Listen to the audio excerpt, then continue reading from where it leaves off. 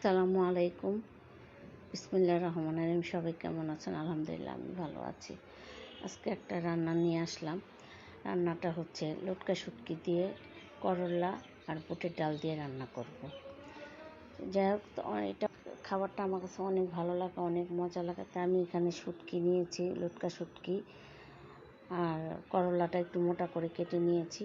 তো এখন এখানে আমি তেলটা বসিয়ে পেঁয়াজটা দিয়ে দিয়েছি। পেঁয়াজের সাথে একটু নাড়াচাড়া দিয়ে লটকা শুটকিটা দিয়ে দিব, কারণ লটকা শুটকিটা একটু ভেজে নিব তেলের মধ্যেই। তো এই যে এখানে লটকা শুটকিটা ভেজে নিয়েছি। আর বুটের ডালটা আমি আগেই সিদ্ধ করে নিয়েছিলাম,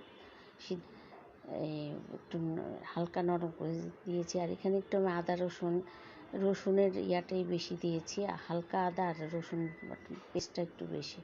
তো এটাও ভাজে একটু পানি দিয়ে দিলাম। আর এখানে হলুদ আর এই ঝালটা আমি একটু বেশি দিয়েছি, কারণ যেহেতু এটা শুটকি আর করলা তো অনেক ভালো লাগবে। আর এখানে হচ্ছে ধনিয়ার গুঁড়া তো দিয়ে একটু নাড়াচাড়া করে, তার লবণ এখন দিব না, একটু পরে দিব, যেহেতু লটকা শুটকির মধ্যে যে কোনো শুটকির মধ্যে একটু লবণ থাকে, তো পরে দিব আমি।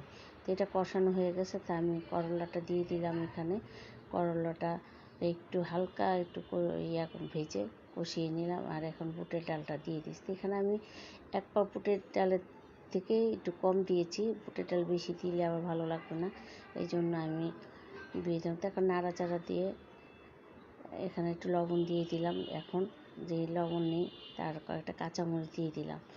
তো দিয়ে যে এখন এটা নাড়াচাড়া ঢাকনা দিয়ে রাখবো, ঢাকনা দিয়ে রাখবো। তা আমি এর মাঝখানে আবার একটু ঝোল দিয়ে দিয়েছিলাম, আর রসুন থেতলে একটু দিয়েছিলাম। তো ওটা দেখাতে মনে নেই। আর এই যে হয়ে গেল এটা, মানে আমি একটু ঝোল একটু রেখেছি এই কারণে, যেমন পরে মাখা মাখা হয়ে যায় আর কি। তো এই যে এখন ভাতের সাথে এটা নিয়ে খাচ্ছি। আপনাদের ভালো লাগলে রান্না করে নেবেন, অনেক ভালোই লাগে। এটা আমার কাছে অনেক মজা লাগে। বাসায় সবাই ভালো করে পেট ভরে খেতে পারে। মাঝে মধ্যে সব খাওয়া থেকে একটু একটু এগুলো খেলে অনেক ভালো লাগে। মাছ মাংস সবসময় ভালো লাগে না।